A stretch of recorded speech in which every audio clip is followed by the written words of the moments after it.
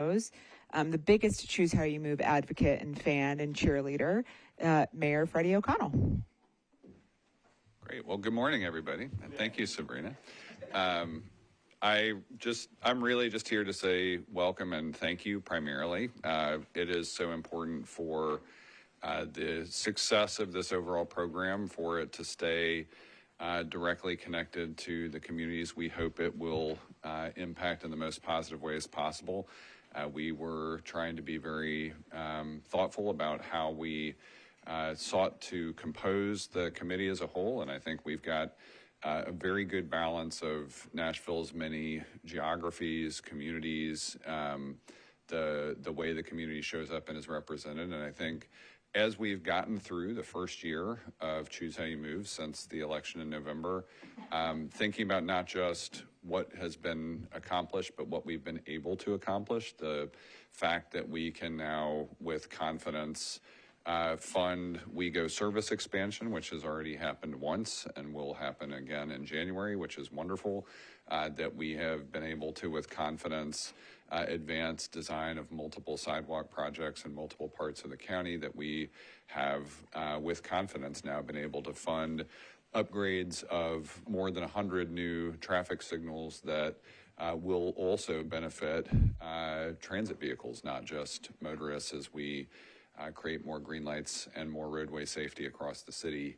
And then again, that we can, with confidence, tackle safety in multiple different dimensions, not just with a transit security division, but also with a continued focus on reducing and ideally eventually eliminating roadway deaths as a result of traffic fatalities. And so this committee's work continues to be important. It's important both to source ideas, but also to share ideas. We don't have, on an ongoing basis, one of the hardest things about governing is that the apparatus of government itself does not function as a campaign.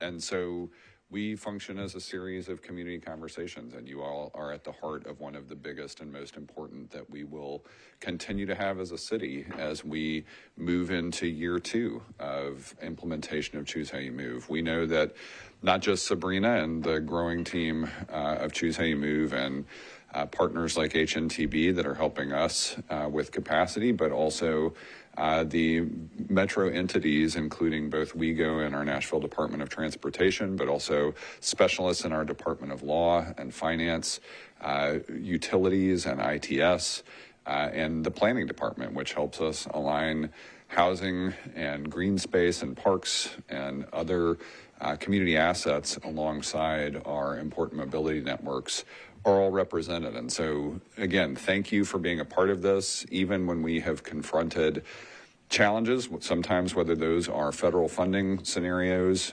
sometimes as we see shifting policy and funding landscapes in the state and federal framework.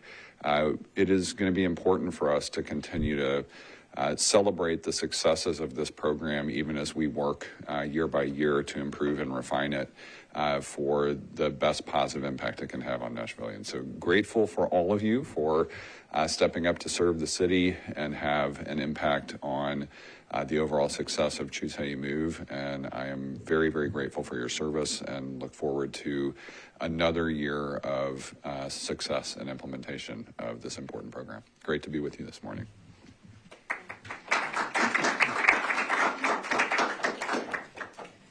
Okay, now just to keep the blood flowing, we're actually going to go back out into the hallway and take a quick photo with the mayor, and then we'll come back in and get the rest of the day started. So thank you.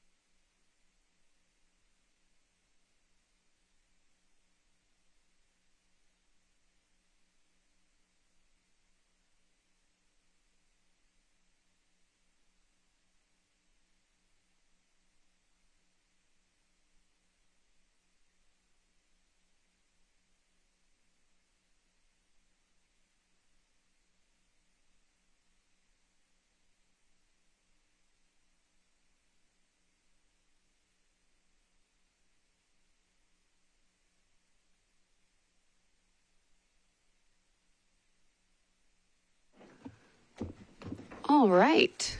There will be no more getting up, maybe. I'm going to kick us off with a formal roll call to confirm attendance. So good morning, everyone. And I'm going to go down the list real quick. And if I say your last name wrong, please correct me because there will be another call. Okay, so Henderson. Here. Haynes. Here. Gutierrez. Cersei. Right. Young. Here. Moore. Sloan. Fakruddin. Northington. Present. Carlett. Here. Russell. Here. Smith. Here. Mossy. Here. Renberg. Here. And Harris. All right, thank you. We have 11 members present, which constitutes a quorum. We can proceed with the meeting. I also wanted to note we have some water in the back. Bathrooms are out this door to the right. And when you're speaking, if you could press the button on the right, you'll see the green light come on. And that means the audio is recording. That's for everyone who is attending virtually. Thanks. I'm going to pass it over to Sabrina. Thank you so much, Matea. Maybe I'll just take a quick moment to say thank you to some of the other faces in the room. I'd love to just go around the outside so you get a sense of who is here. Can we start with Olivia? Sure. Hello, everyone. I'm Olivia Walker-Chaffin from Metro Legal. Nice to see you all. Mary Beth Eifert, Communications and Engagement at HNTB. Morning, everyone. Robbie Hayes, Program Executive for the HNTB Program Management Team. Debbie Frank with Legal Public Transit. Good morning. I'm Carly Jewell with HNTB Communications. Teresa Burke, HNTB Facilitating. Oh, hi, I'm Manon. I am a member of the public. Thank you very much. And we'll also just take a moment and recognize, hello, welcome. So glad to have you here. So I want to just start by saying thank you all for being here on a Monday morning in December, which we know is an incredibly busy month for all. We're really excited to sit down with you today and put together a packed agenda of a lot of things to cover, as you'll see in front of you. I want to once again thank the Chime team in all shapes and sizes and forms that they are here in the mayor's office, in our departments, as HNTB, our program management partner, who formally onboarded about 60 days ago. And so you'll see their faces as we continue to convene. We were really intentional, as you all know, in replacing our second meeting with a tour. We really wanted to take that time to make sure we were level setting with everyone what the challenge before us looks like. If you weren't able to join us, we missed you terribly, and there's some great photos, and we're always willing to do another sort of version of the tour. And I suspect that as we continue to make progress across the program, we'll revisit that same tour so that you can start to see some of the changes in real life, as we say. Hopefully today, as Michael embarks on our first agenda item and gives you a sense of the progress since we first convened in June, you'll really be able to start to visualize some of the projects, some of the area, and frankly, some of the really big challenges that are before us. And so we hope that you carry the benefit of that tour with you as we go forward. I know, and this might be a theme of today's conversations, that it might be hard to measure progress in a really abstract kind of way and as the months go by. And so the goal of today's meeting is to make sure everyone leaves feeling like they understand the rubric, they understand the ruler, and they have a sense of not only how to measure progress, but how to share progress with others. And so as we dig into the committee's work today, let me once again just say thank you. We really appreciate the commitment that each of you has made to be here during a work day amidst many other responsibilities, and look forward to giving you a wholesome update. And with that, I will pass it over to Michael Briggs.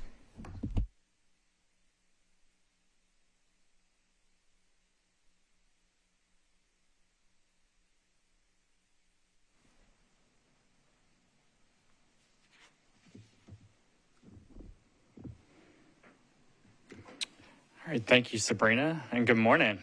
I'm going to provide a recap of the work that's been underway for the past year, and give you an idea of where we're headed very early into next year regarding implementation. So, this may be new information. We've been talking about some of this recently, but this committee has not seen really the scale of the program that we're dealing with for Choose How You Move. I like to call it, it's a new transportation era in Nashville because it's getting us out of a scarcity mindset where we've had limited resources to really implement long overdue capital projects, programs, and services that really improve transportation and address the number of needs that have been identified in Nashville over the 15 to 20 years. So this scale of investment is unlike anything we've experienced in the city to date. And so just a little simple math, looking at NDOT's current capital program, they do about $75 million worth of capital projects per year. When you look at Choose How You Move and you take the $3.1 billion that was in the referendum last year and divide that out, it ends up being about $206 million per year. Now, that's not how we're going to implement the program because some years it'll be less. There could potentially be more in others. But the reason we're showing this to you is just to help convey the scale of this improvement because it's not a little bit with Choose How You Move that's being funded historically in Nashville. It's a major leap for us as a city. And so it's really bringing us into a new era of investment on our streets and with capital projects. You'll also hear us talk a bit more in the coming months about a collaborative process. And it's based on context. We're looking at our streets block by block and working through design with neighbors, residents, and with you, really to lay out what some of these projects will look like. And then also continuous improvement that will be starting in some instances with interim or midterm improvements that will then work into a more comprehensive design on some of our corridors. And so we'll be excited to share some of that thinking with you all in the coming months. If you want a bit of a preview, we just gave an update to the East Bank ad hoc committee at council. And we'll be talking a little bit more with you all as well as to how these two things, even though they may seem different, are very similar in a collaborative approach. So just a reminder on where we've been. We really went from referendum on November 5th of last year all the way to ribbon cutting this year. So this is exciting. So this photo is from the Edgehill Lake Q Jump Lane. And it's a simple project, but it's something that wouldn't have been done without the resources to achieve Choose How You Move.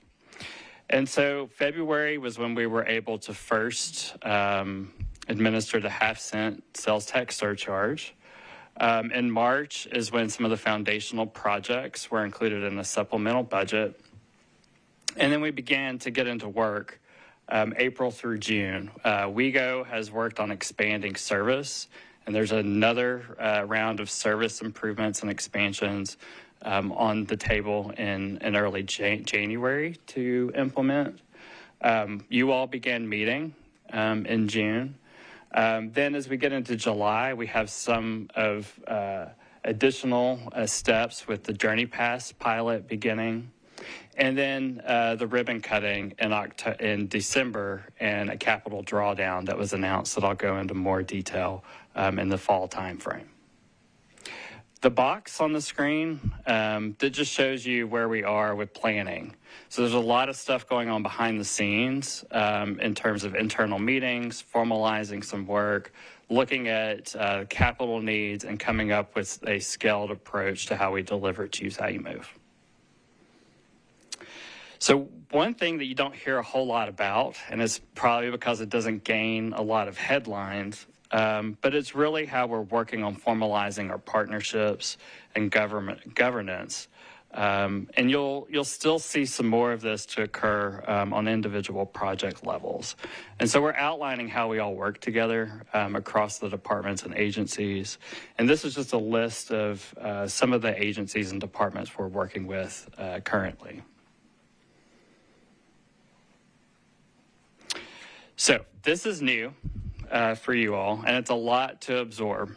So I do not expect you to completely comprehend everything that you're seeing at this moment, but I think this is something that we'll continue to have a conversation with you all as to how we work together behind the scenes.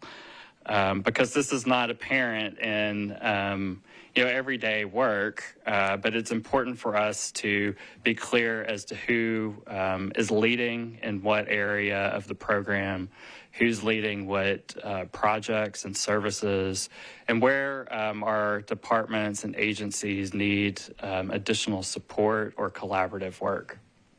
So you see at the center the Capital Program Office coordinating the delivery partnerships. So that's those of us on the Choose How You Move team. So working together to align the program. And then on the left are specific items that NDOT is responsible for leading up. And then on the right, what WeGo is leading up. And you'll see different levels of support based on the circle that's in the chart as well. And so we'll be happy to revisit this with you as we connect these internal pieces, because it will probably help you all also understand how we're working together. And so this is a significant step in understanding our roles and how we begin to shore up our thinking and get aligned on delivering a comprehensive program. So now the exciting stuff. We've talked about kind of the things that are a little more mundane and kind of working together, making sure we're all going in the same direction. But I want to talk more about the projects that were funded this past fall. And that we called it a capital drawdown because it was the first time we've had cash on hand to fund projects. Typically, capital projects are done through a debt issue or some sort of a bond, and this is where we're paying cash to begin these projects. So, with sidewalks and signals, we have funded 14 sidewalk projects in 10 different neighborhoods across the county. And that's mostly funding construction. So it's taking some things that have been in the queue with planning and design and delivering on them early. Fiber expansion is also part of the work this fall. And you'll see on the map that was in your packet that that's along many of our corridors and pikes, and it's funding some different phases of fiber expansion.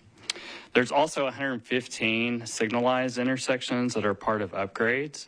And those include some signals downtown that join some other signals downtown being funded through the capital spending plan, and also along the Nolensville Pike corridor and Harding Place.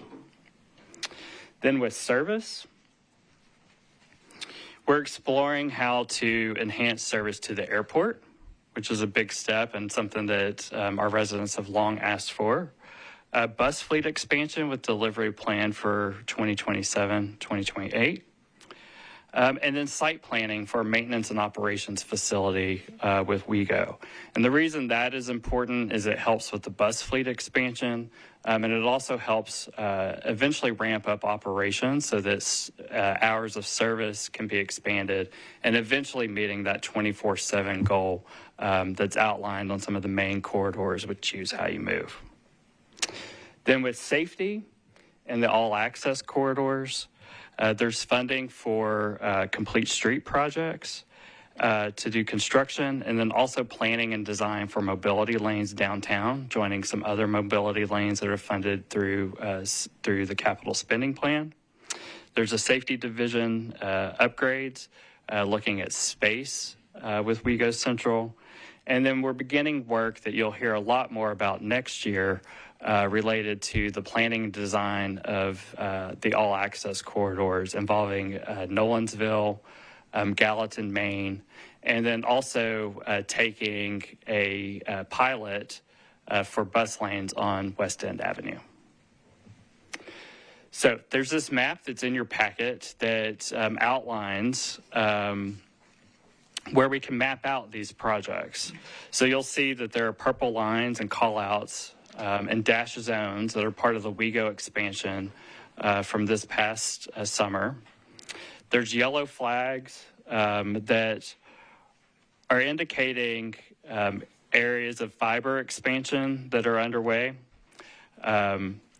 There's red lines that are sidewalks, and you'll see those on the map.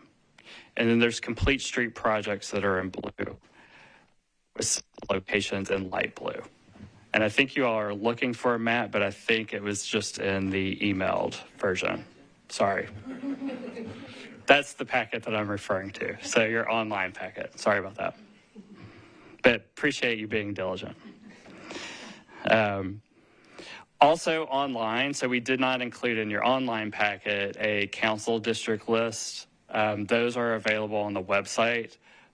So it includes the adjacent map, but also a list by council district, and it's presented in some different ways.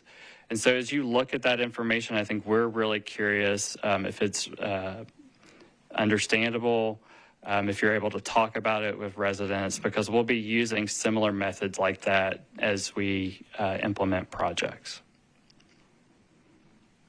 So now let's walk through a few more things that explain implementation. And so this is a nice animation coming up that our partners at HNTB, our communications team within the mayor's office and with Choose How You Move have all worked to develop, just to describe how a simple thing like a queue jump lane will really help keep WeGo buses on time and reliable. The wait is over, literally. Metro Nashville's Choose How You Move program is transforming your commute, starting with transit queue jumps that make travel smoother for everyone on the road. What's a transit queue jump? Here's how they work. WeGo buses move into the queue jump lane that includes their own traffic signal, allowing them to get a head start. Once the transit vehicle clears the intersection, the light turns green for general traffic. Queue jumps at critical pinch points allow WeGo to maintain on-time performance. With a new queue jump at Murfreesboro Pike and Edge Lake Drive, buses can bypass 1,400 feet of traffic, shaving up to 4 minutes off each trip. For a total of 10,000 hours saved annually for riders and a more efficient commute for drivers. Less waiting, less stress, and more time back in your day for every commuter. This is just the beginning. Stay tuned for more ways you can choose how you move. So, I mentioned that on the all-access corridors, which Murfreesboro Pike is one of them, that there'll be some smaller scale improvements that we will undertake before taking on kind of the bigger capital projects. And so the queue jumps are a good example of that. That's also one of the elements that would be part of some of the all-access corridor designs. So you may see queue jumps, dedicated transit lanes, transit signal priority that make up what an all-access corridor operates and functions in the future. We've also had success with Journey Pass. So this is our first free fare program. It provides cost access to transit for eligible residents, and they're qualifying through housing and nutrition assistance programs. So with phase one, we coordinated with those that are in existing Metro Social Service programs. So that includes agencies like the Metropolitan Development and Housing Agency, or MDHA, some of their programs, Metro Social Services, the Public Health Department, the Office of Homeless Services, and Metro Nashville Public Schools. We realize that's not going to necessarily get everybody that may be in need of a ride to get where they need to go. And so phase two is looking at a income eligibility program for next year. So this would help those who are outside of some of those existing programs to meet their need. One reminder, though, is that the Tennessee Department of Human Services, their SNAP program, which you've heard a lot about this fall, can continue to register participants at any event, and they just need to show a proof of current enrollment. And here's some exciting things. So we have numbers to show how this is having an impact. So over 6,000 folks have registered for Journey Pass, and that's been conducted at over 40 registration events throughout the county. We estimate WeGo then is providing over $14 million in transportation assistance over 3 years due to the Journey Pass program. So this is beginning to have a direct impact more immediately with these funds here in Nashville. The next thing that I want to highlight just happened on Friday. We had an announcement about signal upgrades on Lebanon Pike. This first phase on Lebanon Road was not chime funding, but future phases will carry out some of that through Choose How You Move funds. This is just an example of how adaptive signal technology can work, how it communicates back to a traffic management center. And then just as a reminder, this type of technology is being deployed in over 115 signals as part of additional signal work downtown and along Nolensville and Harding Place with Choose How You Move. And so we have an animation as well that explains what is happening with our signals. Nashville is alive. Not just with music, but with movement. In every neighborhood, families are heading to school, friends are meeting for coffee, and neighbors are crossing the street to say hello. Like a living body, our city depends on connection. Roads and highways are the veins and arteries that keep life moving. And traffic signals, the nervous system, coordinate every heartbeat of the day. But that system is getting older. Some of Nashville's signals have been running for nearly 60 years. And as our city grows, it's hard to keep pace. The pulse slows. The body feels it.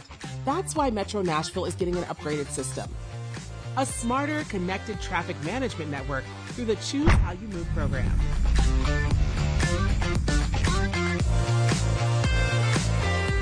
This new system doesn't simply react, it thinks, it learns, it communicates with signals and adapts to changing traffic in real time. When traffic builds up, it activates more green lights. When every second makes a difference, it opens the path for emergency vehicles. And when someone is crossing the street, it allows them to do so safely. You might not see the fiber cables, the sensors, or the software, but you'll feel the difference citywide. 592 safer intersections, buses running on time, faster trips for everyone, a city that moves better together. Because when Nashville's nervous system is in sync, our whole community thrives. Choose how you move. So I really like that animation because it gets at the thing that I think we hear a lot about, which are traffic rules. And similar to how we've been talking about continuous improvement, you'll see this kind of happen over time on the corridors. So some of the first bit of work doesn't involve a whole lot of infrastructure changes. So you don't see necessarily new signals, but there's fiber that's being laid or hung. There's components that are being swapped out at the cabinets in order for it to be connected. Then you'll see some physical changes with the intersections. And then on some of the all-access corridors, that's then when the final work comes in. So that's what we're talking about with continuous improvement over time. So that's what we've been up to this last year, and we're going to continue to move forward. You'll see bigger things as we go into the new year. We actually have a workshop with TDOT this week to talk about the all-access corridors and how we align in delivering a big vision for Nashville and how we coordinate that work. And we'll continue to work on that into the new year around Nolensville Pike with them. Also with procurement, there's a number of opportunities coming up. So we talked about planning and design on the all-access corridors. There'll also be some other opportunities, and so you'll hear a little bit more about that with some vendor sessions next year. And then you'll hear as well community engagement kicking off where we're revisiting the Gallatin, Maine project and what that looks like going forward up to Briley Parkway. the Nolensville one, and there'll also be some adjacent developments with East Bank Boulevard as well that connect into all of our work here. So we're excited about this, and we hope you are as well, and will continue to work with us into 2026. Are there any questions? Yeah, can I make a comment? Yes. This is all great information. When I've been talking with people in the community, one thing I hear a lot is, they're trying to figure out, is this sidewalk going to be in my neighborhood? Where exactly are these signals going to be? And they're going to the transit.nashville.gov website, which is pretty much frozen in time from the day after the referendum was passed. And so I'm wondering if some of this information can end up there as sort of a holding place if I'm trying to link to somebody to one of those animations, or if they're trying to find a Google map that they can zoom in to see the sidewalk work. Are there plans for that page to be updated so people can kind of follow along like this? Yes, there certainly are. We've actually been working through that, and Mary Beth, who's kind of grinning at me because we've been trying to figure out how to retire one portion of the site, kind of archive it, and then add the new things that we're announcing. So that's very soon. Yes, Vice Mayor.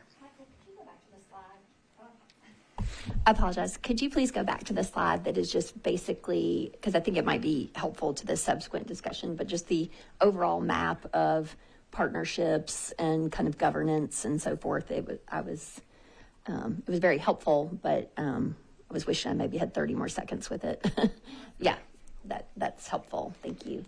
Can you speak to at the bottom the kind of the iconography of the circle, half circle, full circle? Can you just kind of maybe speak into a few more details on this framework? Sure. Great question. So the full circle is showing where the program office is really taking the lead on coordinating the work, executing some of and making sure it's a collaborative process between the agencies. I appreciate it. I see that, and I'm now going to obviate what I did not see earlier is the half circle is NDOT, the full circle is the program office, and the open circle is WeGo.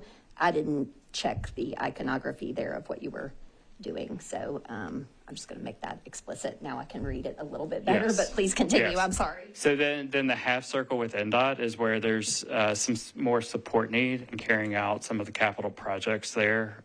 So us being kind of on deck to pull in additional resources. Whereas with WeGo on the right, it's an open circle. They have really good understanding of next steps related to service expansions, some of the facility needs that they have. And a lot of that's based on the fact that they've done, built on InMotion, the Better Bus Plan, and then now proceeding forward with WeGo Forward. Yes, Walter. Mike, can you circulate the slideshow to all of us? Yes, yep. We will pass along the slideshow. In fact, as a recommendation just for future meetings, if we could have as much information ahead of time, like slideshows, so that we can efficiently preview it, already study it, and then be able to use our time together most efficiently, I'd appreciate that. Yes.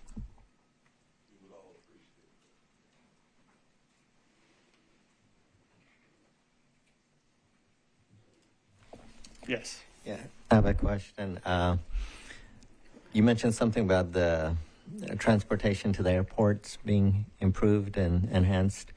How does this whole thing with that boring initiative tie into that? Do y'all plan according to that that plan, or just scrap that and have your own plan? Yeah, so their work is not contingent upon Choose How You Move. So they have their plans where they're working within state right-of-way. And so we're going to continue to carry forward the Choose How You Move program and the work there.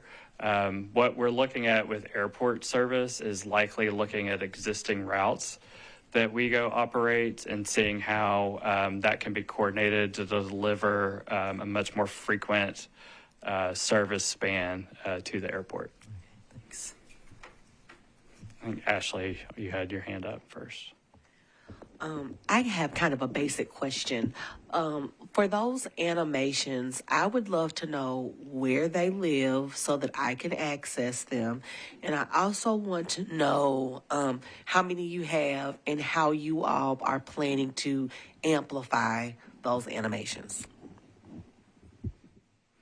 So we can definitely give you the link.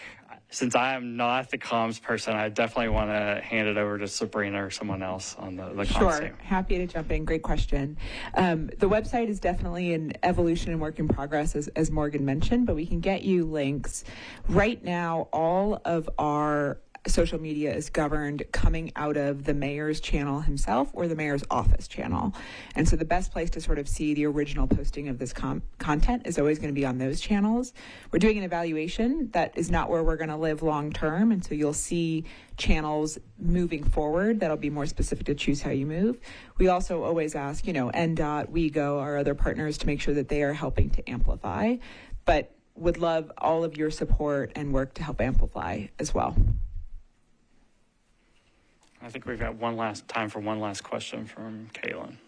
Will the upcoming workshop with TDOT on Nolensville Pike be open to the public? Oh, great question. So right now, no. What we're doing is this first workshop this week is reviewing the Choose How You Move program so that there's mutual understanding as to the types of projects that we're pursuing, how both Metro and TDOT can have similar mutual outcomes that are delivered through the program. And then we're following up with a Nolensville workshop specific to talk through technical details. So all of that is in preparation to then go out to the public in a more formal process with engagement. A great question. All right. Thank you all.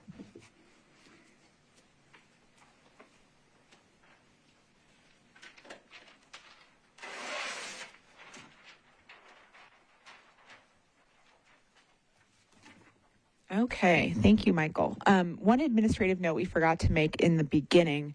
Some committee members have a sheet on the left-hand side of your packet. If you don't have something there, don't worry. If you do, if you could please fill it out and return it to Matea before the end of the meeting, just making sure we have all of our T's crossed and our I's dotted. She also will be circulating a sign-up sheet.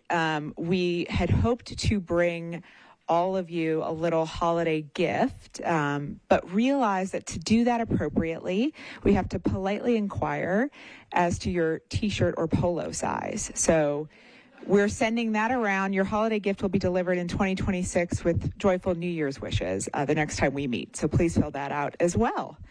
Okay, moving right along, we'd like to spend a little bit of time talking through the committee overview and governance. So there are a couple of reference documents that are in your folders.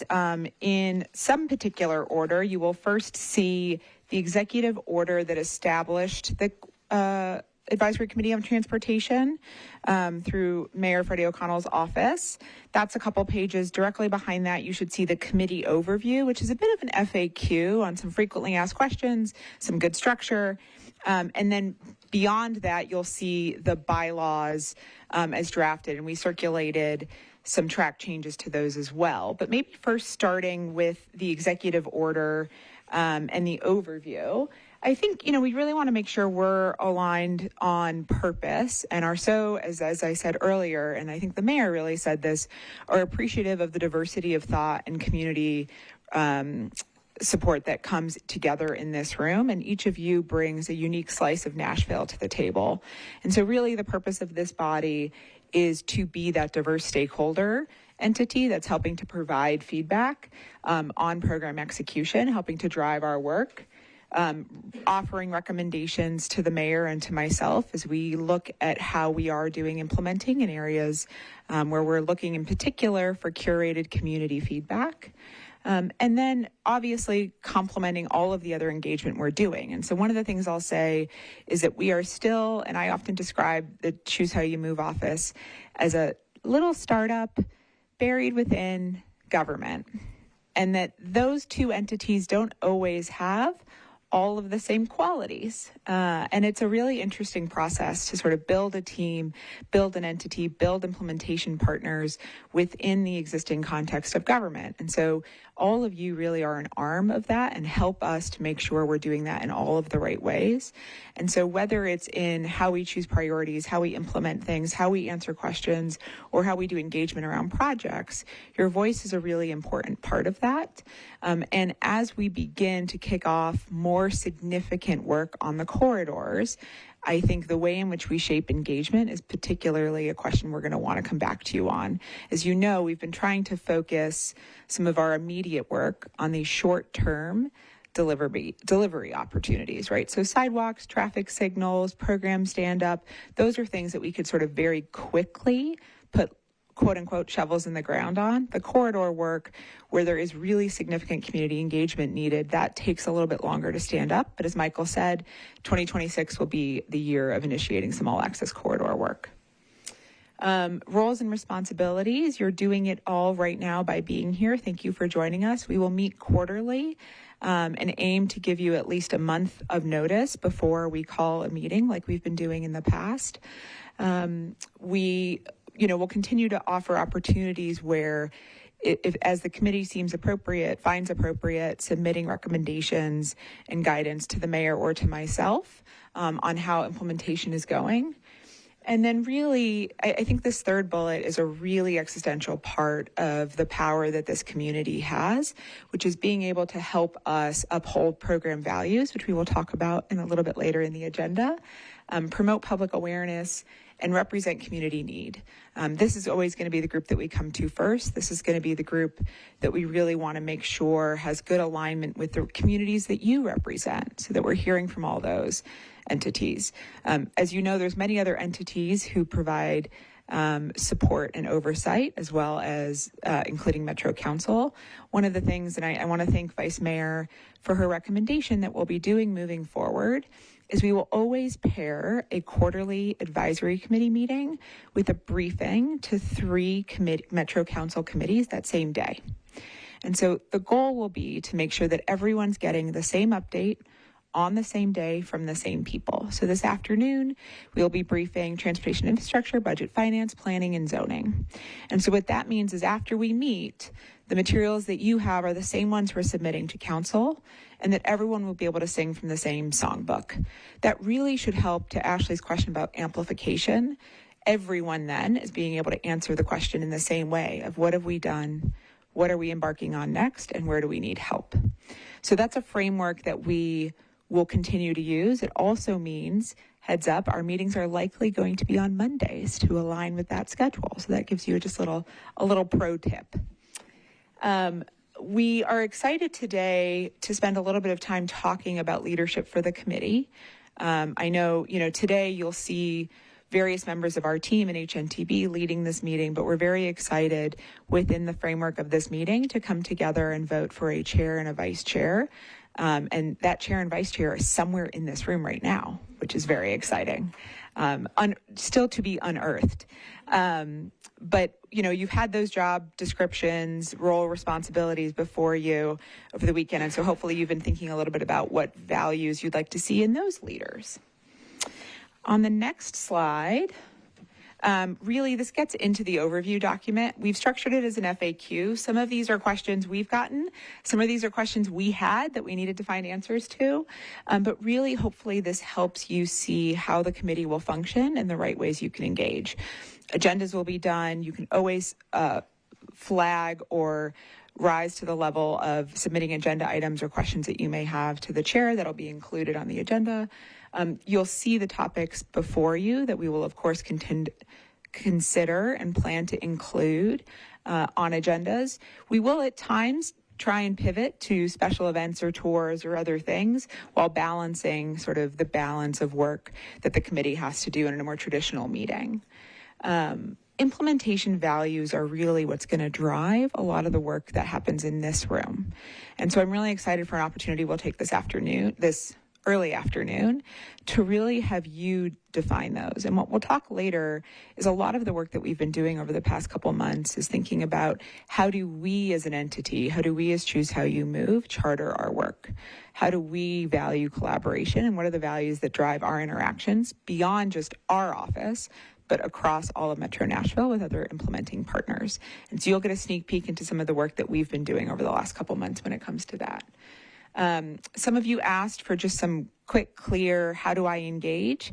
Matea Canavino, who's our fabulous operations and engagement coordinator, is your portal to all things Choose How You Move.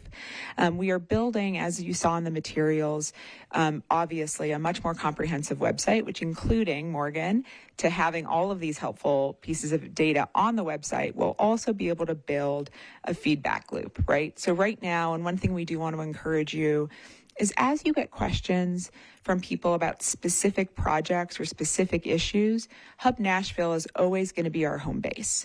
And so the way that I like to describe it is Hub Nashville is the best way to have an impact on the data, right? If you have a question about a sidewalk or a signal is out, reaching out to sort of the Choose How You Move team or Matea is not the right path. The right path is going through Hub Nashville, A, because that's how we operationalize those responses, and B, because it helps us collect data on where the issues are. So I would say that will always be an important tool for your outreach and engagement, but we're building other more chime-specific ways as well. And then I mentioned briefly Metro Council, so spending a lot of time both with the vice mayor and chairs of our important committees. As you'll see in some of in the EO information and other things, it is those three committees with direct jurisdiction and support of Choose How You Move. So as I said, transportation and infrastructure, budget and finance, planning and zoning. Michael and I have also been on a bit of a tour to all of the affiliated committees, like BPAC, Bicycle Pedestrian, VZAC, Vision Zero, spending a lot of time with stakeholder groups outside of formal mechanisms of government. But just so you know, I think all of these entities have excitedly been checking in with us and saying, what's the latest on Choose How You Move? So a lot of our engagement is governed by those entities. Any questions on those two slides or the two documents that we just ran through? Yes. Thank you for that. So one of the questions I have is, will we be getting, one of our items that we're charged with is to understand the needs and interests of the community. Mm-hmm. And will we be getting somehow either summaries or direct, input from Hub Nashville to know what people have requested? Because while I have a circle of people I may know, Zach may have a circle of people that he knows and represents, it would be helpful to have also sort of other ways to reach out across and find out about the community and their wants. I think it's important for us to find the right way for you to get the distillation of those. I think Hub Nashville is probably not the right source for that, right? Hub Nashville is more this traffic signal is out, or this there's something in the right of way that's blocking our access. It's a little more detailed, is I think one of the right words. But as we think about the engagement that we're doing and the feedback we're getting from communities, absolutely, that's the thing we want to share. And what I'd like to do is, before we launch engagement on our, I'd love to sort of bring to you all our engagement philosophy, our engagement plan. Say, this is how we like to approach this work. What are the gaps, so that as we're starting to embark on that, you'll obviously be a part of that and will be asked to be in the room and collect some of that firsthand. But it also means that you'll be able to say, here are the governance documents, or here's the feedback that we want to see, so you can understand maybe parts of the community that are not as familiar or natural to you. Morgan. In terms of regular meetings for this committee, I would encourage to try to identify a little farther than a month in advance, even sort of prospective times. If it only meets 4 times a year, a work trip, a vacation, and you've missed half the meetings for the year. So even if it's just like it's going to be in March, or it's going to be in April, that would be very helpful. Absolutely. Thank you. I think we are going to, not to put the cart before the horse, but I think we're going to target February for the next one. Any other questions, comments, process?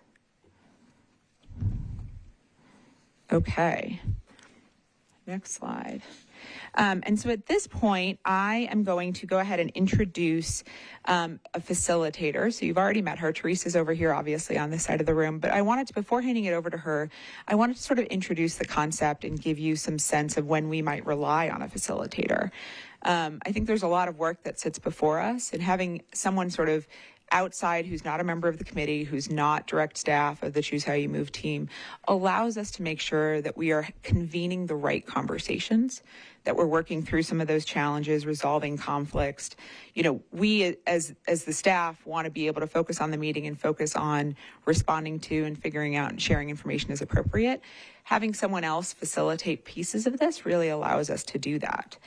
It also helps make sure that we're keeping conversations balanced, collaborative, all of those values that you'll see are reflected in the charter that we shared with you. So to do that, and you'll see we've sort of been doing a very light version of Robert's Rules of Order since we started. She's going to walk us through the also light version that we will use as our governance moving forward in the committee. And then we will use that as we move forward for our actions that we've outlined, including bylaws, committee roles, all of those other things. And so with that, I'll pass it off to Teresa. Great. It's very hard for me as a facilitator to stand behind a podium, but I'm going to do that just to get through this portion of the agenda. So thank you for that. So I hope everybody is at least a little bit familiar with Robert's Rules of Orders. They're very simple tools that are used to help keep order of a meeting and really just set expectations for you as committee members of what each meeting, how each meeting will be run. It's really just a way to keep business moving during meetings. And so what we've done here for the purposes of this committee is to streamline those rules. So again, you have a clear understanding about how those will be run. The point of bringing Robert's Rules to order is also bringing some fairness and transparency into the meeting too. Again, so you know what to expect, but also as a place to govern conversations, especially when we get into issues that might need to have a little bit more of deliberative debate. Okay. So the common things just to understand really is about the structure of each meeting, and you've started to see how we're instituting that for the meeting today. It will become a lot more formalized as we move into our next meeting, and Matea will actually be responsible for running the business of the meeting, calling the roll calls and calling all of the motions. However, the chair and or vice chair of the meeting or of the committee will actually be responsible for governing the agenda and how it moves forward for each meeting. So calling the meeting to order and making sure that we're staying on time and moving through each of the agenda items appropriately. We will have a formal agenda for each meeting again, so you understand what will happen. We'll do a call to order and a roll call.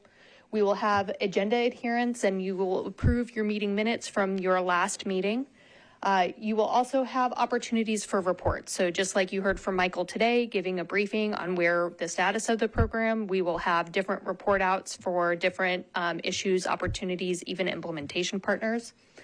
We will go through unfinished business from previous meetings and then new business that needs to be governed. So today, for example, new business will be voting on the chair and the vice chair of the committee.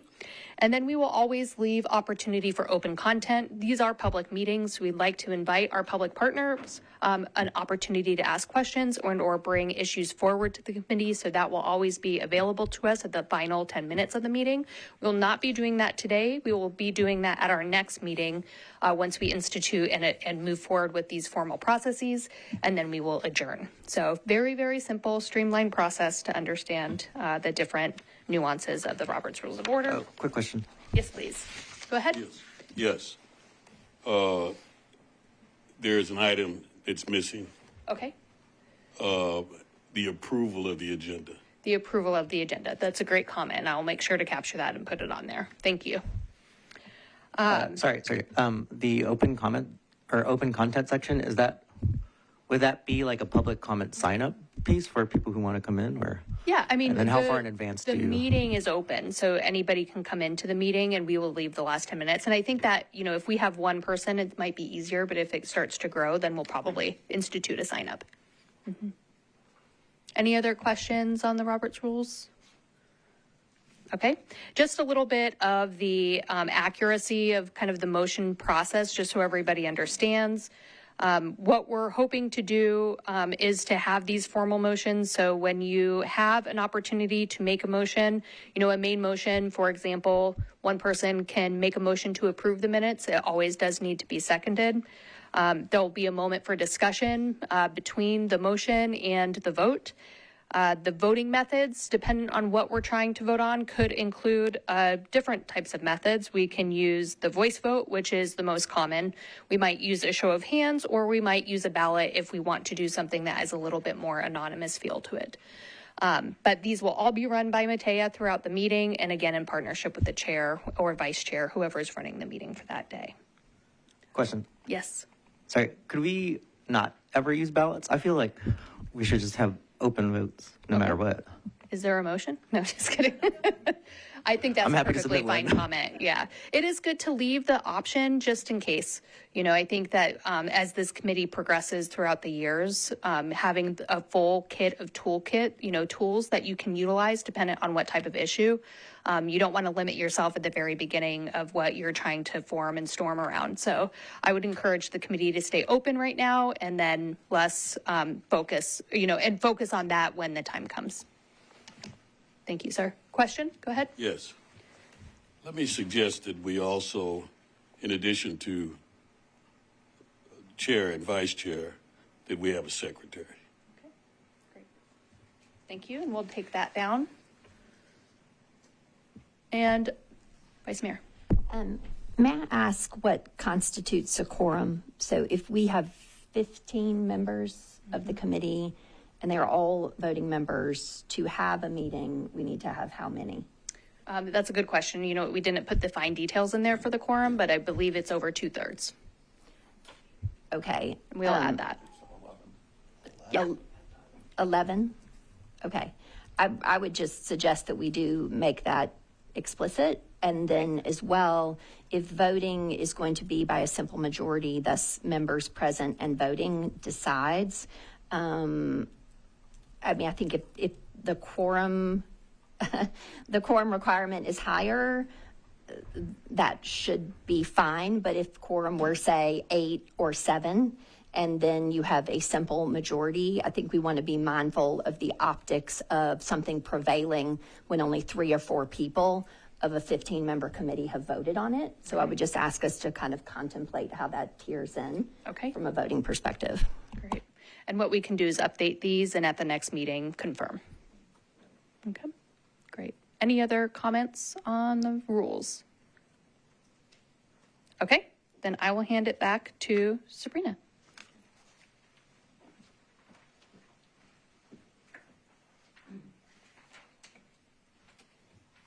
Okay, so we're going to move next into consideration of the committee's bylaws. And since we don't yet have a chair in place, I'm going to step in to manage the process. A couple of notes on this. So many of you were with us in June for our first meeting where we had consideration of these and sort of left them in a place where we said that we would approve based on tweaks to be made in the coming little bit. We were unspecific on time frame. And so at that point, we emailed them out again to the committee and said, really open to suggestions, comments, feedback. And then after our tour in September, reshared and said, open to any feedback, questions, comments on that, and received some. And so what you received in your virtual packet were both a clean and a redlined version. So you can sort of see, and those were all based off of feedback that we received from this group. What's printed in your physical packet is just the clean version. So walking through that step, I will pause before asking for, I'm going slowly here just to see if anyone has raising a hand or has feedback. I will ask, is there a motion to approve the bylaws as presented? So moved. Is there a second? The motion has been made and seconded. Matea will now manage the voting process by calling each name for a voice vote. Go ahead, Matea. Isn't there discussion after a second? There's a motion, a second, and then it's open to discussion as a motion. Yeah, is there discussion? Sorry. Yes, so the first point of discussion I would raise is that we are now technically over halfway through our appointment period as a Choose How You Move Advisory Committee. And we're just starting to get to work. We haven't had, in some ways, a meeting yet. This is the first meeting. Everything else has been an information session. And so the question I have is, does the 2-year period, appointment period, start now? Or did it start last November, which was roughly 6 months before the first information session we had in June? It certainly wouldn't start with the referendum passing.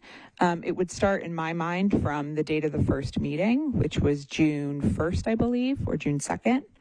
And so that's when I would remark that the term of service would start. The other thing that you'll see that was added to the bylaws based off a recommendation was staggering terms.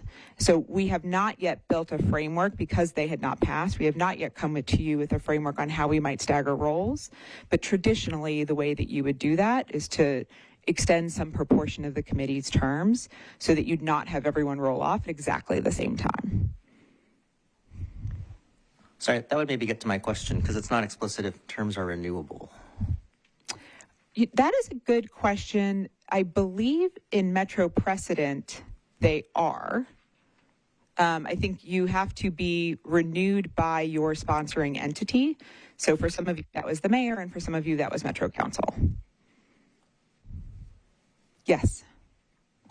Perhaps we could, kind of summarizing many of the statements thus far, the 2/3 majority, the staggering of the terms, I think it'd be super helpful, and if we could work with you to help come back to this committee with a plan for each of those things, and see if this body approves it. Would you want to do that as a byproduct of the bylaws, or do that sort of as we have done with some other overview documents and other sort of pieces of artifacts? I think ultimately I would be in support of it being embodied in the bylaws at some future date, but until that point, it can be a reference or artifact document. Okay.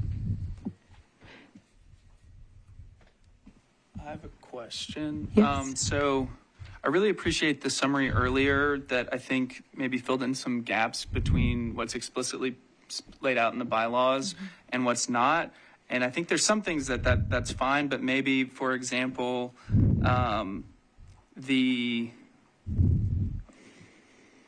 don't think, for example, in section 5, it gives us a mechanism to call a specially called meeting at the CPO's discretion, which is laid out in the guidelines that you went over earlier. So I don't know if this is a proper time to make a motion to amend that section to add that. If it's not, I would like to make that motion at some point. I think that's fine right now. Okay, I would like to move to add that guideline to section 5, bullet point A, that the CPO can call special meetings at their discretion. Second the motion.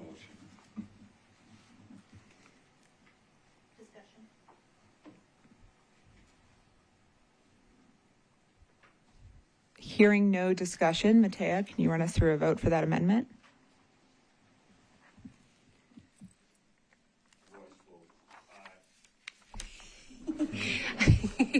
Walter's like, I got it. Yeah. I was going to do a call by name vote. You can do yay, no, or abstain when I call your last name. Henderson? Yay. Haynes? Yay. Gutierrez? Yay. Cersei? Yay. Young? Yay. Fakhrudin? Yay. Northington? Yay.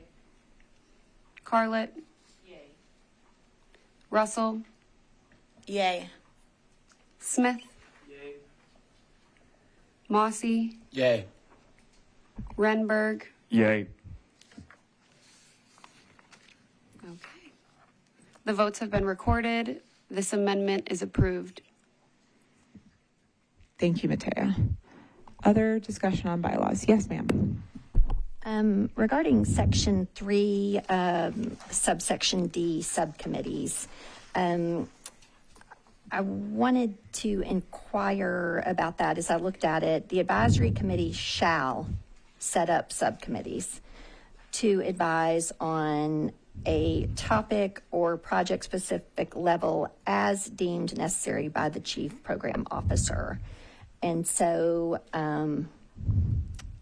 I wanted to sort of contemplate or maybe hear from you what you anticipated in that regard. If it were me, like I had made a note to say, may establish subcommittees to advise rather than shall set up, because shall means you're going to do it. Obviously, it's somewhat with the caveat, comma, as deemed necessary, but it seemed like, within the authority of the committee or the chair, I didn't know also if it should be dependent. Obviously, it would be in conference with you, and I think that's just, I'm looking at this document, where are the mays, where are the shalls, where is it related to staff or at your direction, and just make sure that we're very consistent, because I think it's very important out of the gate that everybody understands the expectations, because it's all sunshine and rainbows until like there's something controversial.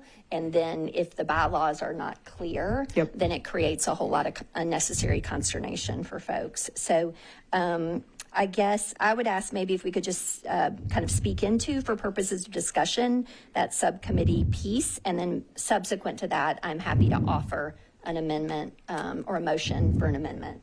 But could you just sort of explicate that a little bit more, or talk about what you're thinking about there? Yeah, I mean, I think you flagged a good thing where there's some inconsistency there between the first and the second half of that sentence.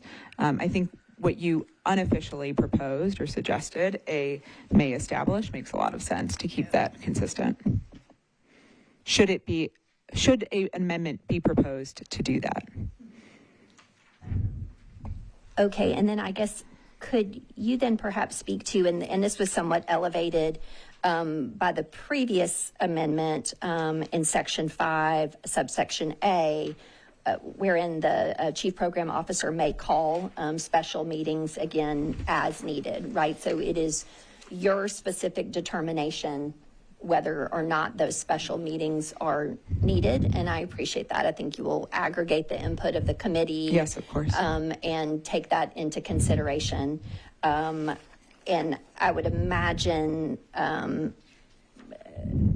that's the same here, but then just for consistency of language, I would again then suggest, if we're going to say as needed, and I'm not sure what the exact language was on that previous amendment, but that we're just consistent in that regard. So as needed or determined, deemed, like I think we should be very consistent. Yeah, may call as opposed to shall call. Right, or may, right. Establish subcommittees is what I'm thinking about. Yep. But then this as deemed necessary by the chief program officer, I just still have a little bit of a wavy line under that, which I'm fine with it, but I just don't know if the larger committee has any thoughts there, just by way of consistency across the bylaws. Yes. Ashley, is your comment related? Yes, I have a question. Yes, ma'am. So I'm in agreement with support an amendment of changing the shall to may, and to make the language consistent. But what just came into my mind is on both of these sections, in other roles where I have chaired committees like this one, groups like this one, the chair has had responsibility or input in subcommittees, and the chair has had responsibility to call meetings as needed. And so here it only lists the chief program officer. I am wondering if we should also have some involvement with the chair. In consultation with the chair? That could work, yes.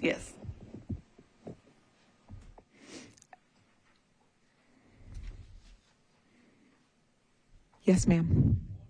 Oh.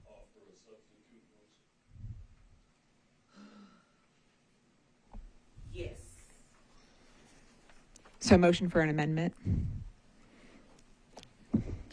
Yes, so I would amend section 3, bullet point D, so that it reads, the advisory committee may set up subcommittees to advise on a topic or project specific level as deemed necessary by the chief program officer and in consultation with the chair. Is there a second for that motion? Just drop the and. Yes, and I would say establish rather than set up. And then also I think what is intended here, Ashley, was topic hyphen or project hyphen specific, right?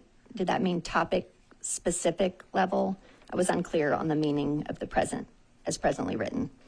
So it presently says on a topic or a project specific level. Yeah. As deemed, like I was unclear. I have a wavy line under that, not really knowing what was intended. I think the intent would be the subcommittee could either be focused on a topic or on a project. So, for example, we could do a subcommittee on the Nolensville All Access Corridor, or we could do a subcommittee on engagement practices. Okay. So it is to advise on a topic or project as deemed necessary, and specific level is superfluous. So you extract that. Okay. On a topic. Either that or topic dash, I think, would basically give you the same result. Mm-hmm. Aren't all projects topics? Yeah. Just a topic. We could also strike project. I shall wait for an amendment that drives us towards one of those. If I may, if I could just remind our, as we parse down individual words in all of this, I just want to remind folks, we're a body for feedback and input. We're not a governing body. We're not a policy setting or rulemaking body. And so just, I appreciate the detail people are paying attention, but I don't want us to get too lost in the weeds of what is essentially an opportunity to provide feedback and engagement. And I just want to remind folks what we are not.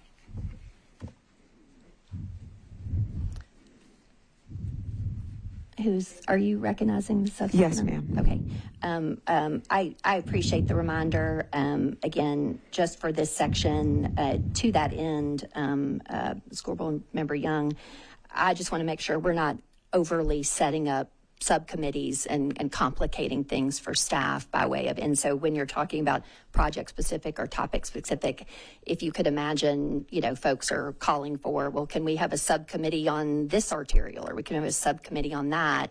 And so I think out of the gate here, my intent with this specificity is to kind of put up those guardrails just for that sort of advisory feedback thing, so that we're not kind of doing, frankly, too much, So thank you for the feedback, though.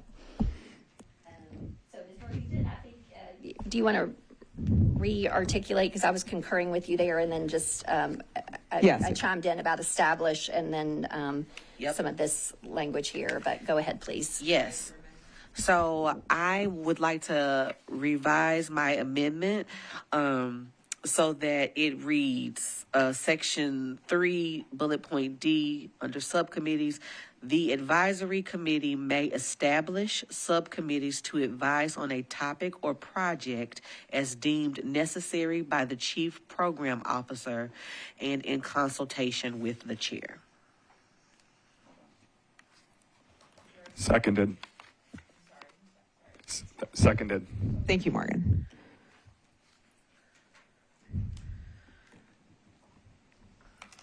Okay, we will now conduct another voice vote by roll call. When your name is called, please respond with yay, no, or abstain. Henderson? Yay. Haynes? Yay. Gutierrez? Yay. Cersei? Yay. Young? Yay. Fakhrudin? Northington? Yay. Carlett? Yay. Russell? Yay. Smith? Yay. Mossy? Yay. Renberg? Yay. And I did want to mention Sabrina was a voting member, and I forgot to call your name in the last one. Yay and Sussman, yay. thank you for your response. Thank you, ma'am. The votes have been recorded. The motion to amend has passed. Thank you. Okay, so I just want to take a moment, reflect on the clock. We want to get you out of here at 12:30 sharply. The visioning workshop, which is a really important piece of what's going to drive our work moving forward, requires a 30-minute dedication of time. We have about 40 minutes left and have not yet embarked on the bylaws, full vote, or leadership elections. So, I'd like to leave out sort of two options.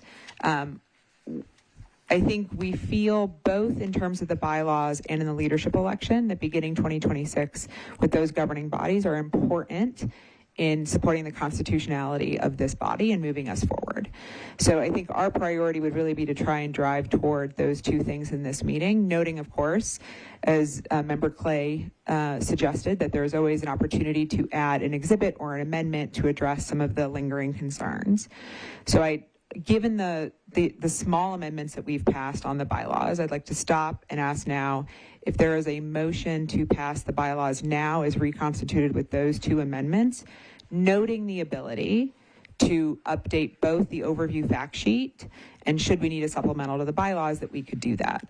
But I think it's important to move into our second year with that document. Yes, Wesley. I agree and appreciate that. My question before voting on any such motion would be, is there a formal process, because it's not outlined in our current bylaws, beyond the 24-month time frame?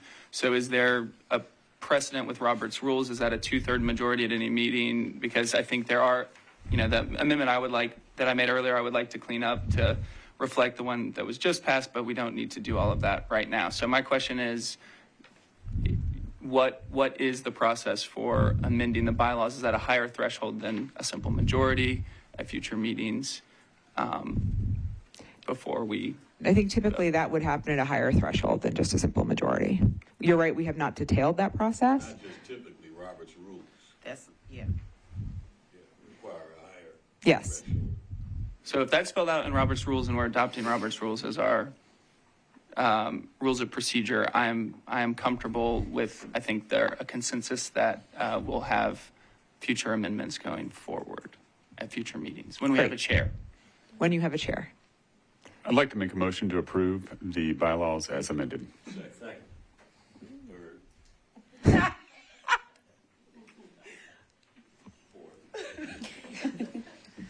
Perfect.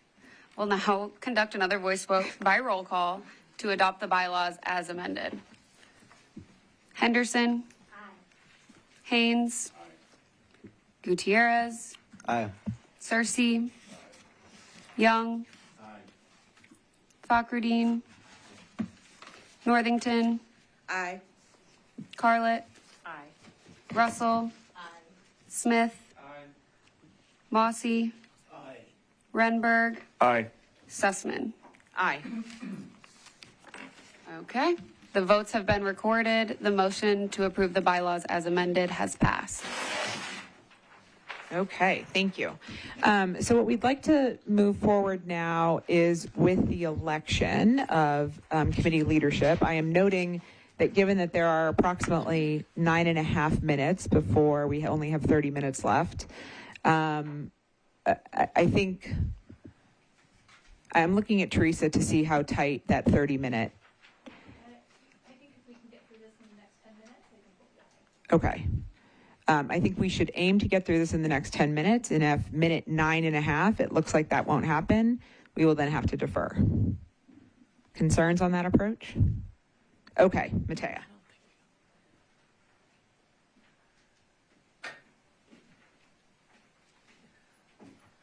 All right, on the time crunch. Thank you, Sabrina. Okay, so we're now moving into the new business section of the agenda. And as you've heard today, the first item of review is the leadership positions for the advisory committee, and then going through an election of committee chair and vice chair. So we'll start with the role descriptions. First up, we have committee chair. This role provides overall leadership and governance for the advisory committee. It ensures that the committee fulfills its purpose of advising on strategic priorities, community engagement, and accountability for the Choose How You Move program. There's also some further descriptors in your handout in the folder if you want to reference that. Going over vice chair, this role will support the chair in governance and strategic oversight. This role ensures continuity of leadership and helps guide the committee's advisory work on the Choose How You Move initiatives.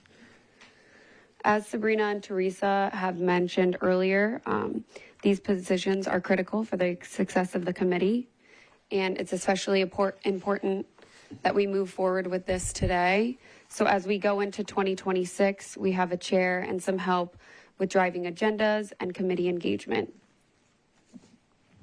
So for the election of these two positions, I'll first walk you through how this process will work. We'll take nominations for chair. A nomination must come from a committee member and will be seconded by another committee member. You can nominate yourself or someone else on the committee. Once nominations are closed, we will conduct a voice vote by roll call again, and you'll respond when your name is called with your chosen nominee. Point of order. Yes, Walter. Yes. Nominations don't require a second, according to Robert's rules. Thank you for that clarification. All right. Unless we have any other questions, we can begin with the election of chair. Okay. I'd like to, are we opening to nominations or? Are there any nominations for the position of committee chair? I'd like to nominate Walter Searcy. I second that. Although it's not required. I was going to nominate Walter.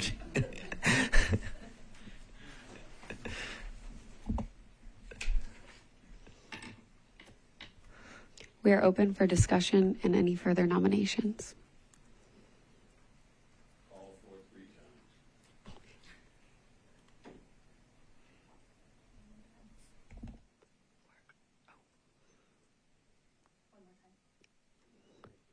Is there any other nominations for the position of committee chair?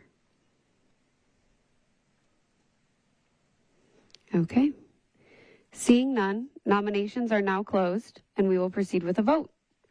When I call your name, please state the name of the nominee you are voting for. Hopefully this will be, go ahead. Point of order, with only one person before us, could we just ask for a voice vote?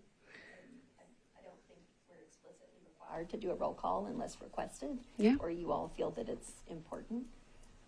If somebody were to vote no, it could be recorded as such, but respectfully, I think it would help us move more quickly. Yeah, of course. Okay. Well, then we will do a voice vote. All in favor of appointing Walter Searcy as chair, say aye. Aye. All right. That's fair. All right, the votes have been recorded. The new committee chair is Walter Searcy. Congratulations.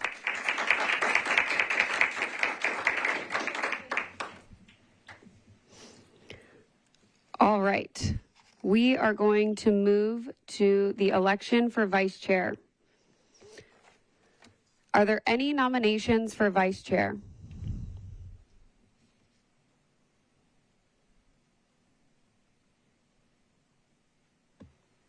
I'll nominate Clay Haynes for vice chair.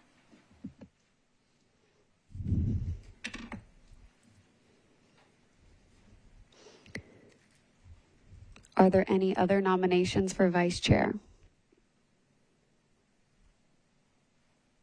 I move that the nominations be closed. Okay. Is there a second for that motion? All right, nominations are now closed, and we will proceed with a voice vote. All in favor of nominating Clay Haynes as vice chair, please say aye. Aye. All right. Abstain. All right, the votes have been recorded, and the new committee vice chair is Clay Haynes. Congratulations.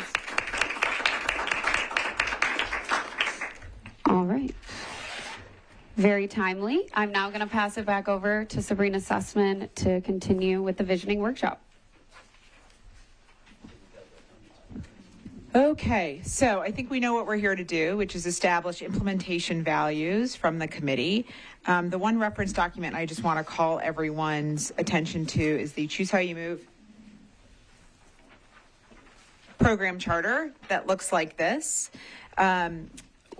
We gathered implementation partners, around 40 of us, about a month ago from across Metro Nashville, and did a 2 half-day collaboration workshop.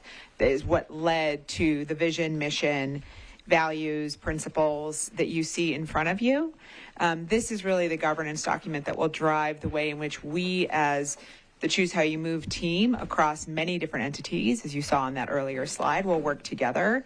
But the next piece of this is the implementation values that this body has been called to set. These are the values that we want to achieve through project implementation. So the charter before you is more on how we work together, how we govern the program. The implementation values you are charged with defining are about the impact of our projects and what the values are that we are hoping that we are driving through Choose How You Move implementation. These values are how we will define success. They are how we will ensure that we are moving in alignment with our shared goals.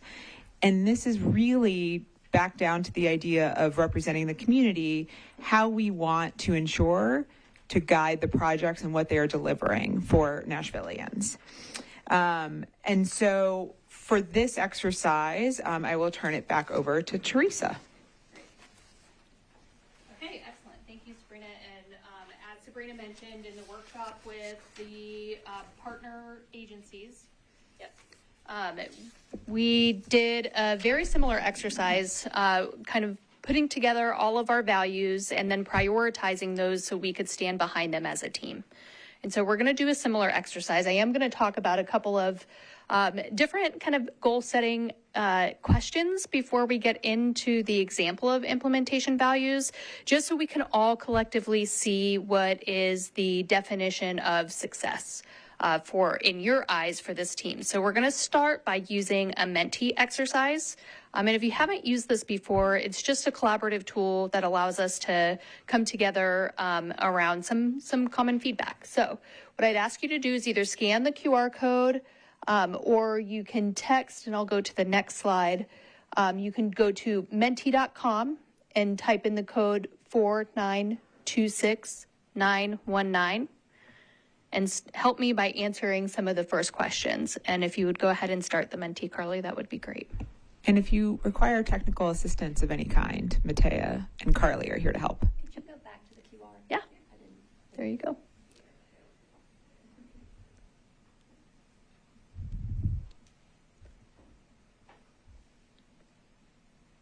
Okay. Okay, I'll leave it up there. The question is, what does success look like for you? So in 1 or 2 or 3 words, help us define what success looks like. And the exercise that we did as a team, we actually thought like forward casting. We said in 1 year, what do we want to have achieved? What would success look like?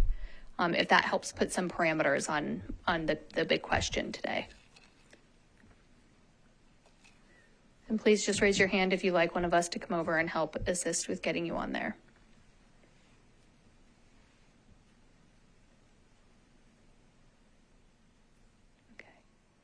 Okay, great. We're already starting to see some really good common themes come around this. Build, advise. From your perspective, what does success look like for advancing Choose How You Move, equity, transparency, visibility? And as you can see, as you start entering in the words, this starts to kind of come out with the priorities that you collectively agree upon. So having collaboration and equity. Who put build in theirs? Can I get a raise of hand? Okay, Clay, can you tell me a little bit about what that means? Yeah, for me, I think that's the way that the citizens are going to interact with the work that we do. They have instilled in us a great responsibility through this referendum, and now I think it's this body's responsibility to help show them that faith in government was well placed and that we can deliver upon it. Great, thank you. Who else chose the word build or had build in a sentence or part of their input? Okay. And who had collaboration? Okay. Zachary, do you want to go ahead and tell me what that meant to you? Sure. So going back to one of the earlier slides we saw, and that I think one of the more difficult tasks that I think Choose How You Move has is the collaboration that will be so extensive between not just even metro agencies, and not just with the public, but for better or for worse with our partners at the state, and what that collaboration will look like. And I think that's probably going to be the ultimate test of this success, is how well everyone can collaborate. Because if Metro is all on board, or if certain agencies within Metro are not talking to the other hands, then the whole train's going to have to move all at one time, so to speak. Great, thank you. And another person over here had collaboration. I'm sorry, I can't see your name tag. I'm Caitlin. Okay, thank you. With collaboration, I viewed it as collaboration of the committee members and also us working with the mayor's office. And outside of that, working with the Nashville public as a whole to implement the program, and also receiving feedback as we continue to implement the program. This guy back here is going to hate me because I'm going to walk all around. I'll get back to the mic in just a second. Great, thank you. Okay, I'm going to move us to the next question. Okay. Go ahead, and it should come up on your screen. What do you see as the most significant challenges or barriers to achieving that success? And again, just add a couple of words.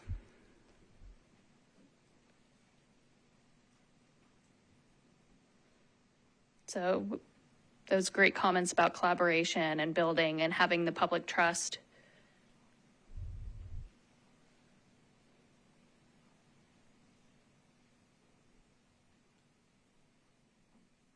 Okay. Communication, state partners. Collaboration comes out big again, one of the biggest barriers. That's great. Okay, somebody said North Star. We've already talked about some of our state partners. We've talked about the communities. Tell me a little bit more about North Star. Who added that? Okay, yes, Ashley. That was my way of saying, like, one of the barriers to success is, like, people being able to physically, visibly see, like, oh, my tax dollar went to this thing, and this particular thing is amazing, and lives have been improved, and because of this, I'm willing to invest again. So I'm just thinking about, like, the North Star Project, or big example, in my short time period, that was just what the phrase I came up with. I might think of another phrase if I had more time. Okay, great. And it might be on there too, is that public awareness. A lot of what we're building, right, isn't visible. Okay, a couple other questions on here I have. Public awareness, we just talked a little bit about that. Who had public awareness on here? Okay, great. Tell me more. I'm excited, and we know about the progress happening through emails and following social, and also from the slides and animations we've seen today. As we were talking at the beginning of the meeting, the public hasn't seen all of the great animations and slides. They may not be as tuned in, and some of that's barrier just from individual capacity to participate in the news in this day and age. So I think just having the public be aware of the progress that's being made and seeing the money at work would build public trust, and also participation in the different ways that are coming about to actually move around Nashville safely and more accessibly. Anybody else have that public awareness, or maybe even NIMBYism on here? Who had NIMBYism? Okay, great. And tell me more. Everybody knows we need more affordable housing, but nobody wants it on their blog. Okay, any other comments on this? Okay, one more question. If I can get it to go forward. Thank you. Okay, hit the start button. Thank you. And what do you see as your role? Your role.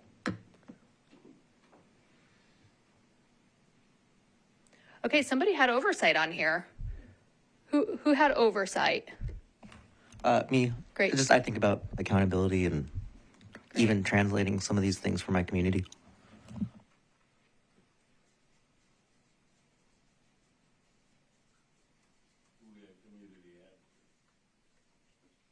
That was also me. I feel like I answered this question first when I got the thing, so that's why they're up there already.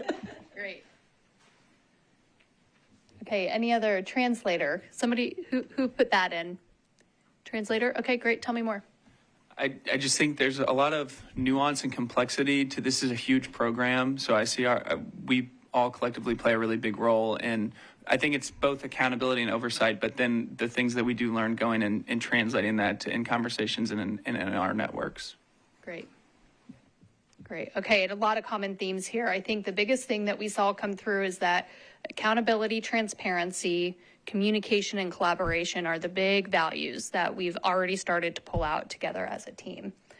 I'm going to go ahead and move us forward and talk a little bit about, I think the clicker stopped working, Carly, thank you, about some guiding principles, some values, again, so we can collectively look at the charter similar to what we presented for the working teams, but more for common shared values that we can consistently point you back to as a body to help us move through different challenges. Here's an example. I'm going to give you a couple examples so you understand what these could look like for your organization. You know, this is for Nashville Next, where the guiding principles were really about opportunities for all, expanded access, improved education, champion of the environment, be Nashville, foster strong neighborhoods. What I like about these is they're simple. They're very clear, easy to understand, and they give the North Star of what all implementation projects coming out of this initiative look back to. Another example, this is a little bit busy up here. This is a different project in a different city, but this is for a project that was looking at big outcomes. So as they were evaluating projects, prioritizing projects for this particular community, this is New York City, so much bigger geography and people served. But they're very similar to what we have to look at when we're looking at projects. And what this is really looking towards is what are the outcomes, what are the desired outcomes of each of these projects that we push forward through this program, and do they achieve the outcomes that we're looking for? So some great common themes that I see carry forward here are about geographic distribution. Are we fairly moving people all throughout the city and county? Are we improving travel time for people? Are we increasing ridership? Are we increasing ridership and gaining new ridership, not just looking at the number of riders, but how many people are we actually mode shifting from different vehicles or different movement types? Is it cost effective? Are we going to get a big return on investment? Is it transparent? Is it sustainable? Is it resilient? And then another example, this is the Envision sustainability framework. So many people are very used to LEED certification, which is like sustainable building. The Envision rating system actually looks at infrastructure. So it's a very, very similar kind of rating system to show how linear infrastructure projects impact the environment and can get that same type of certification. And their implementation values are about quality of life, right? Leadership. Do we have ethical decision making, stakeholder collaboration? Are resources impacted? How are they less impacted by these projects? Looking at efficient use of materials and impact on land use and other project lifecycle needs. Looking at the natural world and protecting, conserving, and then looking at climate and resilience. So looking at greenhouse gas emissions and again, resiliency against severe weather. Now, again, these are implementation values. They look at what the project does, not to be determined when to deliver the project, but what is the ultimate impact of the project. And that's where you look at the shared values for the program team versus the implementation values for this group. That's where we want to shift this conversation and say, how do we hold ourselves accountable to implementation values for the projects that will move forward through the CHIME program? So now we're going to ignore my next steps. We're going to do a little bit of an exercise for the last couple of minutes that we're together today. And I'd like you to take your agenda and turn it over. And I want you to take just a couple of minutes, and I want you to write down what your 5 shared values would be if you were to determine them by yourself, okay? Think about what I just went through, not necessarily how we work together, but what we want to achieve from the implementation of Choose How You Move projects, what would those 5 values be? You can write one word, but you can also write a sentence that clarifies.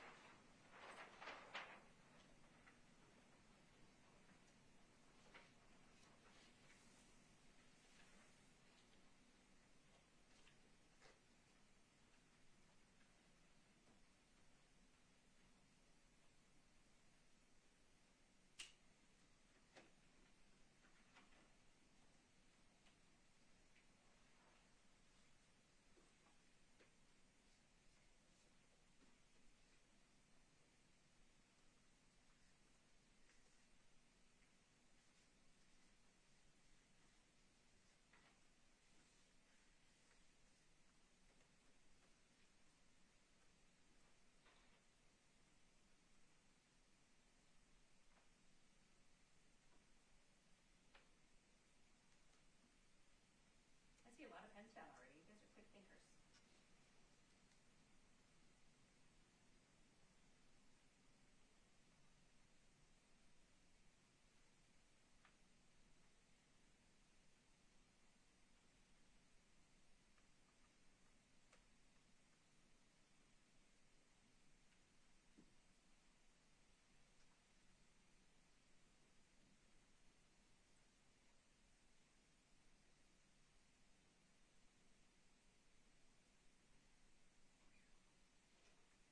one more minute.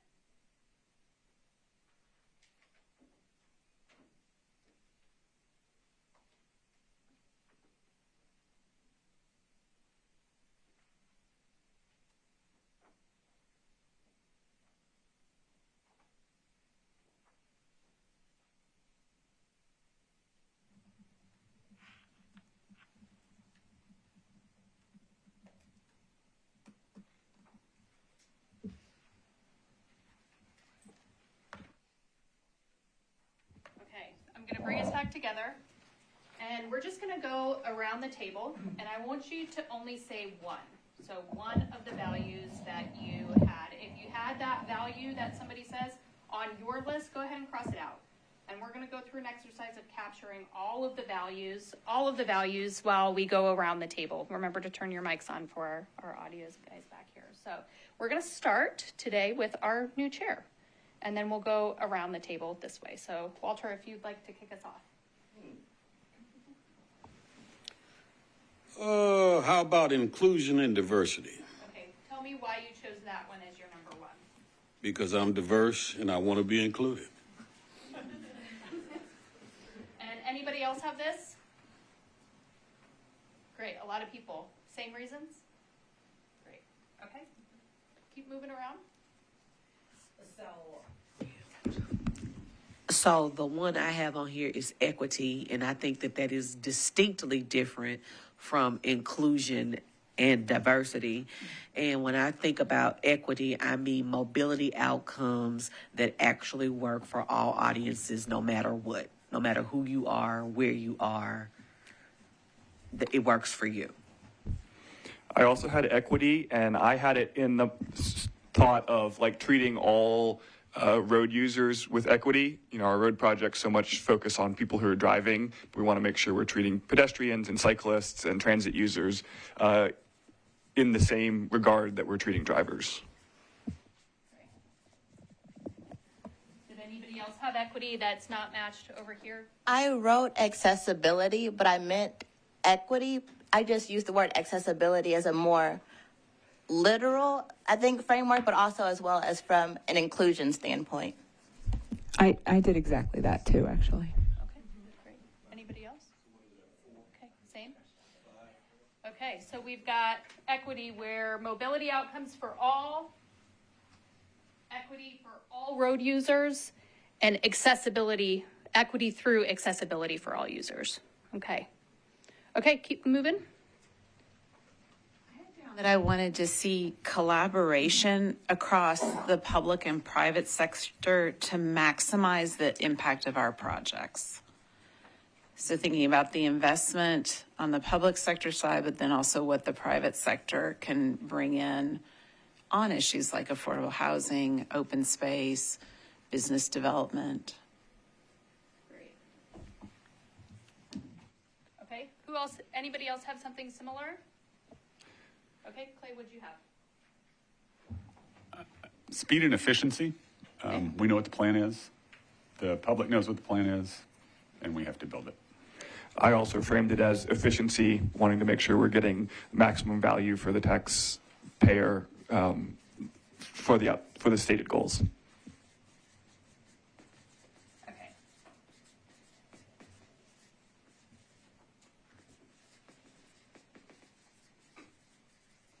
Okay, let's keep going. Probably along the same lines as efficiency, but results driven. Okay. Next. Clearly communicated. Can I add? I had the clearly communicated in terms of like goals, actions, results, but also with constant opportunity for feedback.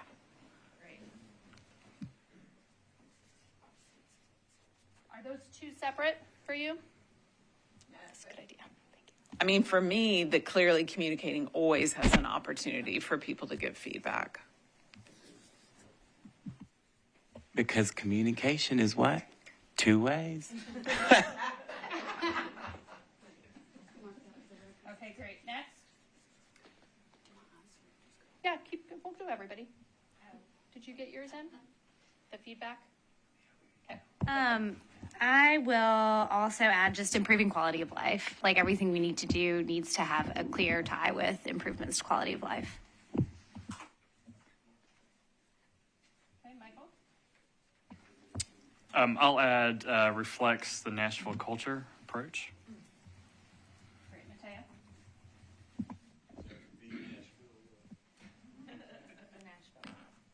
Matea? I had transparency. Sabrina? Capacity. Can you describe that? I had it from a couple different perspectives. One, our system can't move as many people as it needs to move today, so we have to increase capacity. And that means one thing to some people, and it means something very, very different to other people. And so we have to also increase our capacity to increase capacity. So workforce development, our investment in this community has to outlive the first 15 years of this program. Great. Okay, Vice Mayor? Trying to pick something different than what has been said. I think it goes to access somewhat, but I wrote legibility, like the network building, like the larger goals of interconnectivity, the system that we're building, so that is legible and clear to the community, how they access it, how often it runs, what the lines are, just that, which goes to communication as well. Great. Okay, next. I have prioritized people.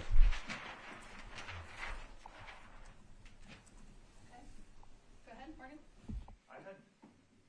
I had data driven. I think we want to make choices that don't just feel right, but are supported by evidence. Great, next. I had excellence. I feel like to achieve excellence, and you have to integrate all those other qualities, those shared values of equity and collaboration, getting stuff done. So, What was the word before excellence? excellence. It was just excellence. Yeah. Right. I wrote accountability, but that really aligns with excellence. I have connection, and that's, if we're going to build a truly multimodal city, we need to be able to walk and bike safely to either our end destination or to transit. And it's also we want, people want to go to places. So, as we're expanding our system, making sure that we're making those connections, which I think is in the plan for sure. I also Matt, get that. You had that as well? Okay, great. Okay, so we've gone. Teresa, Yes, go ahead. can I add one that's Yeah. giving me some? I'm like having some agita that it's not on the list yet, which is just safety with like a capital S. Like I think it was no one said it because we said it, but we didn't say it. I was So, choosing between safety or connection, so yes. thank you. No, safety has to be on there. Okay, so on that note, we've now gone around the full table. Is there anything that wasn't mentioned? I wanted to add innovate in terms of process and product. I don't feel like government and Metro in particular always gets rewarded for innovating and for trying new things for our citizens. And I think this is a space for us right here. Okay, great. Okay. Fiscal responsibility. Great. Okay, any others?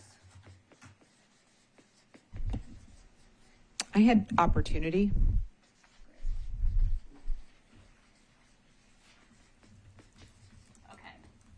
Okay. Well, thank you for that. What I'm going to ask you to do before we leave today is in your packet, there are 5 sticker dots. And as you walk out the door today, if you would use your 5 dots. I don't know if everybody should have them. If yours doesn't, it's because we threw yours in at the last, I'll grab some for you. But what I want you to do is use your stickers to prioritize what you think are your top 5 shared values now that you've heard the collective of everybody else. Mary Beth's also handing out a map, so we've got that printed for you to leave with today. And then for your stickers, you can put all 5 on one. You could put one on 5 different ones. It's really up to you how you want to weight this and use your sticker as your voice. Sabrina, would you like to talk through any next steps? Would you like me to go through open action items?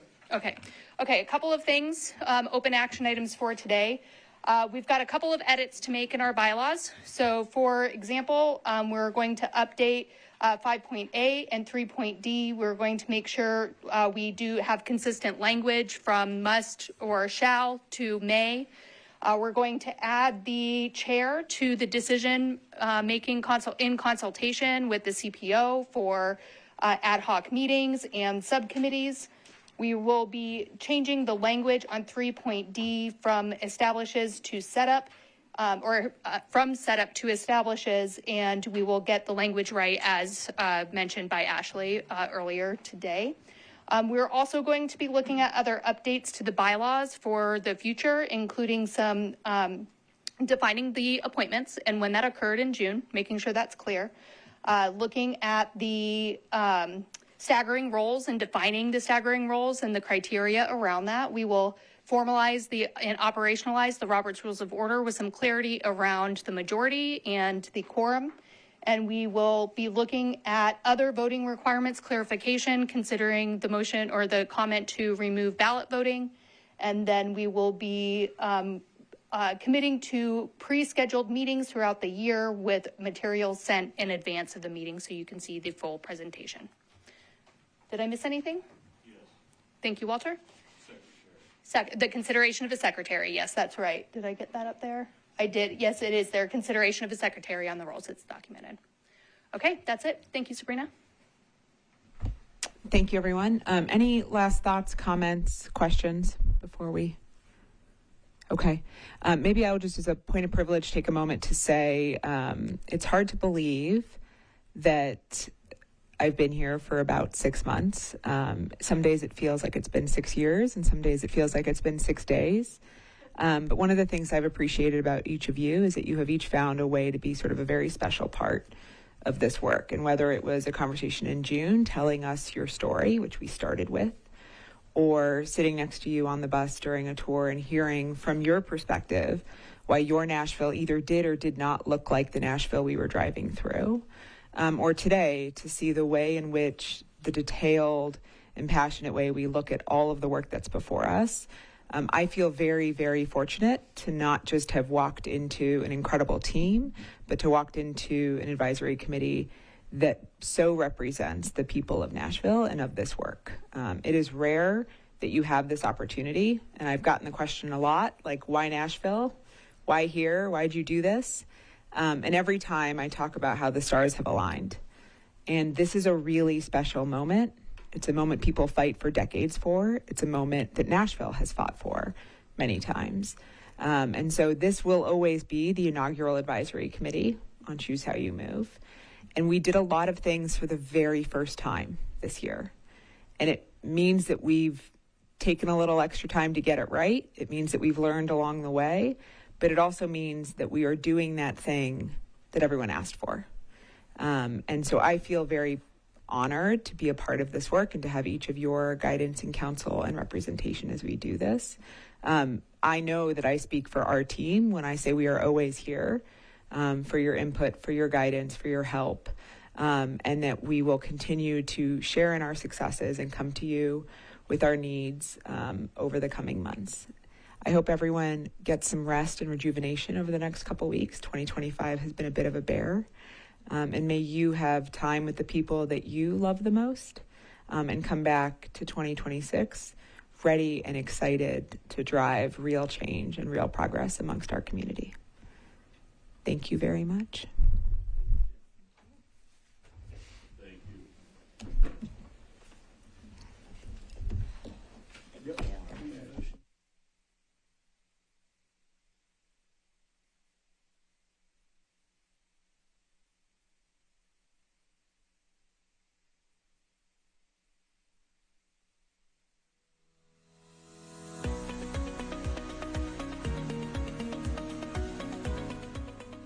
This has been a service of the Metro Nashville Network.